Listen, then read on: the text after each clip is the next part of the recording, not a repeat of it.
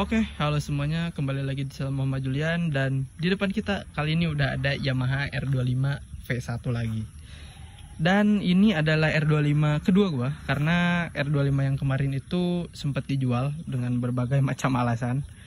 Dan kayaknya di channel ini udah beberapa bulan ke belakang nggak nge-review barang gitu. Jadi cuman bikin video sekedar tips and trick dan juga random talks aja sih.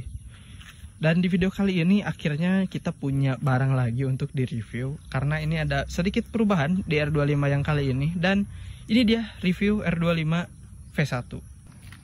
Jadi kalau misalnya kalian pengen beli R25 V1 atau R25 yang old ya, dan kalian ingin tahu apa aja yang kalian dapat kalau misalnya kalian beli motor ini second, karena barunya itu udah nggak ada.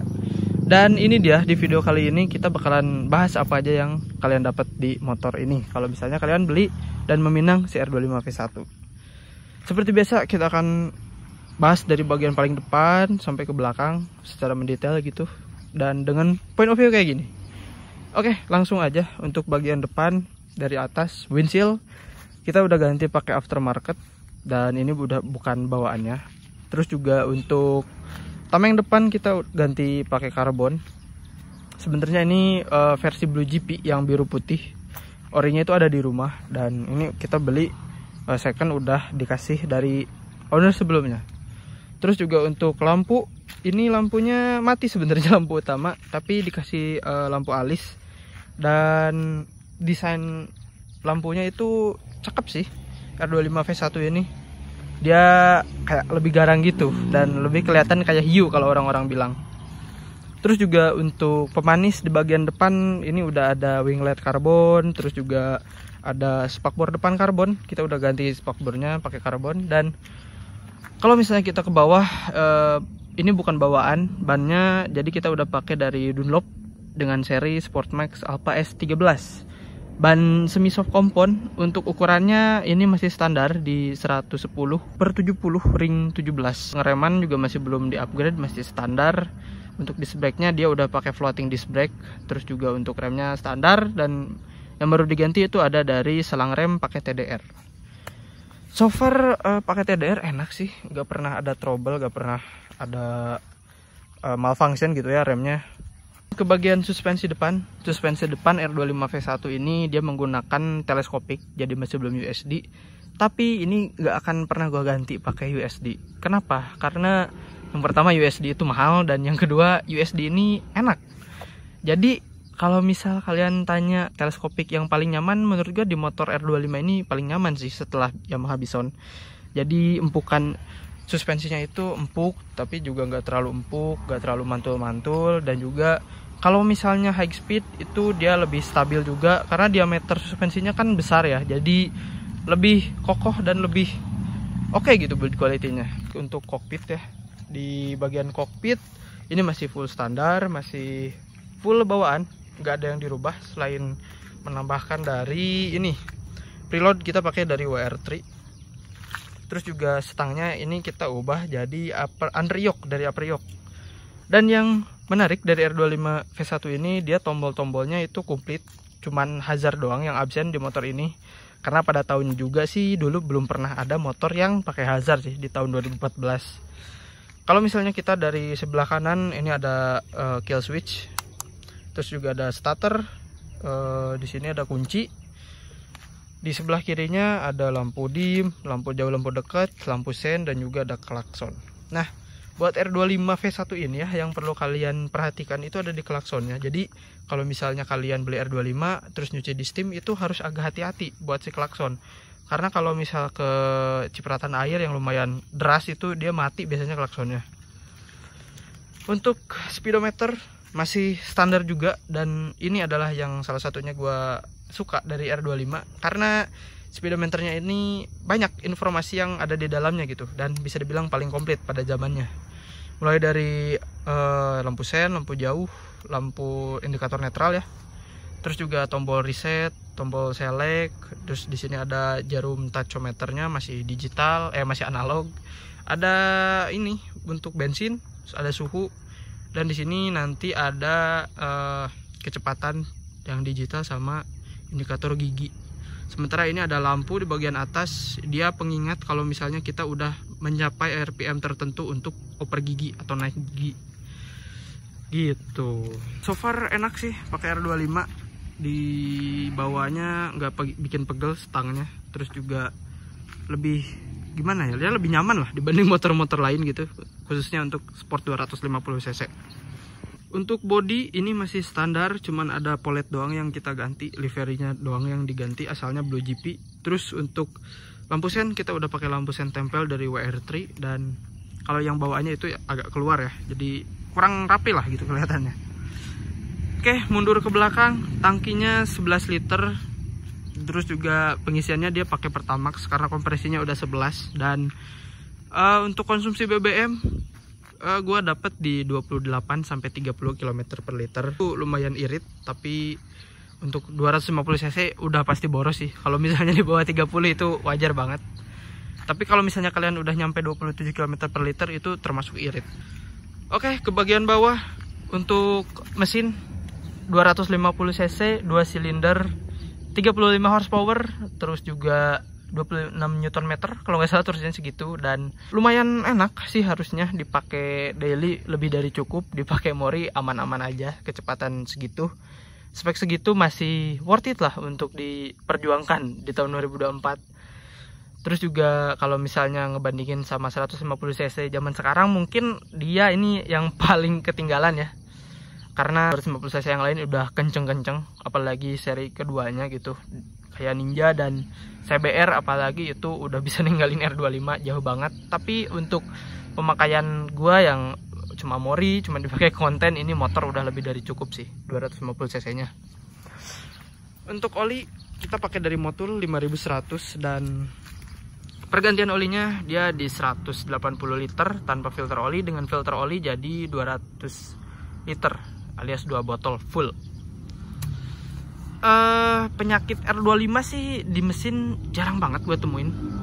Biasanya yang udah umurnya itu panjang dan pemakaiannya udah lumayan lama, baru si mesin R25 ini agak sedikit rewel gitu. Tapi untuk pemakaian wajar, sering ganti oli, sering dirawat, gue pastiin sih aman-aman aja. Karena R25 ini jarang banget buat terkena penyakit di bagian mesin. Next, untuk bagian jok depan, dia tingginya 780 mm. Jadi untuk kalian yang tingginya 160 cm masih bisa napak dua kaki, walaupun agak sedikit jinjit kayak gua. Dan juga untuk 165 ke atas sudah pasti aman banget sih naik motor ini. Napak lah. Dan untuk ke bagian bawah, di sini ada rangka diamond alias rangka yang ya mainstream lah untuk motor sport. Nggak spesial, nggak jelek juga, ini bagus-bagus aja sih. Rangkanya nggak ada yang karatan, udah 10 tahun. Terus juga nggak ada kasus-kasus aneh lah dari rangka R25 ini, belum nemu juga sih. So far awet rangkanya. Untuk bagian step kita udah ganti pakai Bipro, jadi ini bukan ori. Setelannya kita di mid aja, nggak terlalu tinggi tapi juga nggak terlalu rendah, biar ngejar kenyamanan juga sih kalau untuk gua. Untuk bagian suspensi belakang, ini suspensi belakangnya masih bawaan. Dan pemakaian 10 tahun suspensi R25 ini enak, empuk, tapi juga nggak limbung, nggak gampang untuk oleng di jalan. High speed aman-aman aja. Ngelibas polisi tidur, wah cakep sih. Suspensi DR25 ini mau depan mau belakang sama-sama enak, dan gua gak pikir harus ngeganti gitu. Jadi suspensi ori aja udah enak banget sih DR25. Sementara untuk rem belakang dia disc brake dari Nissin. Untuk bagian belakang stop lamp sudah 3-in-1, jadi gak perlu pakai lampu sen. Dan untuk bagian bawahnya, kolong bagian belakang, spakbornya itu kita ganti pakai spakbor karbon. Jadi kalau orinya itu dia nggak ada spakbor di belakang kayak gini ya. Terus untuk knalpot, oke. Untuk knalpot kita pakai dari Kaizen, dan nanti kita bakalan coba spill suaranya. Sementara untuk headernya kita pakai dari R9 titanium.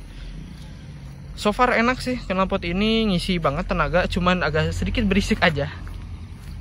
Lebih bagus pakai DB killer. Tapi kayak gini juga udah enak sih. Untuk dari kaki-kaki belakang, untuk ban juga kita udah ganti pakai Dunlop juga Sport Max S13.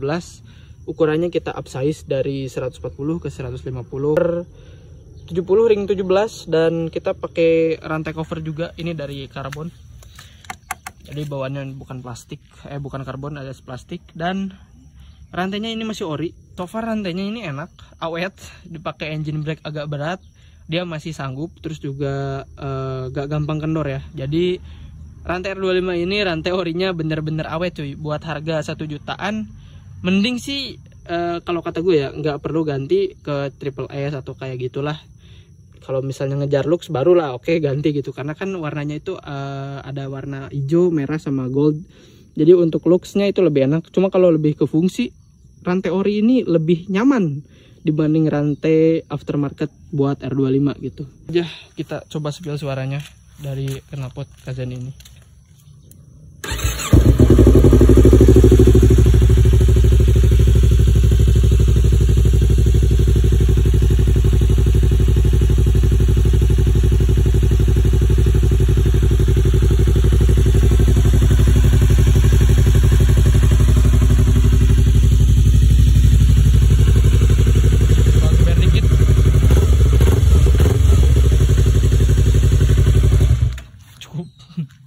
Takut orang-orang sekitar juga bangun.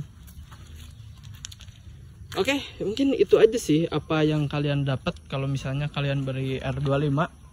So far gue acungin jempol sih buat Yamaha, udah bikin motor kayak gini. Jujur mesinnya ini bener-bener awet, jarang banget nemu penyakit di bagian mesin.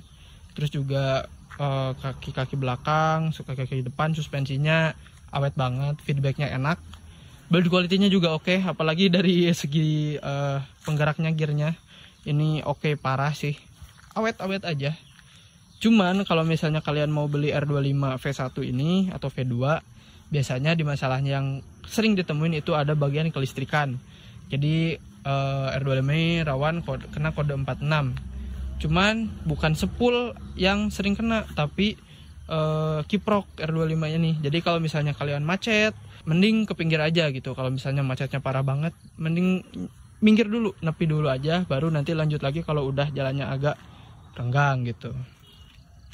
Gue juga udah 2 kali kena kode 46 di R25 ini, dan kasusnya itu soket kiproknya sama-sama kebakar. Jadi R25 sebelumnya sama R25 ini soket kiproknya yang kena kalau misalnya kena macet.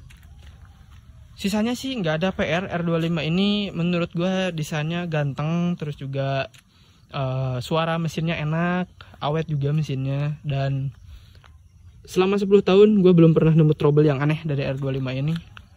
Dan kalau misalnya kalian nanya untuk harga secondnya di range dia under 30, 25 juga udah dapet yang bagus sih kalau buat di daerah Bandung. Itu tergantung kondisi dan juga kelengkapan surat dan tentunya pajak. Kalau misalnya kalian tanya R25 recommended, buat gue ini recommended. Walaupun jadi yang terpelan di kelasnya, tapi untuk kebutuhan sunmori doang mah cukup lah.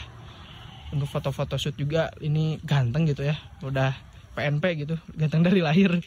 Oke, mungkin cukup sekian dulu untuk video kali ini. Jangan lupa di subscribe, jangan lupa di like, dan kita akan ketemu lagi di video berikutnya.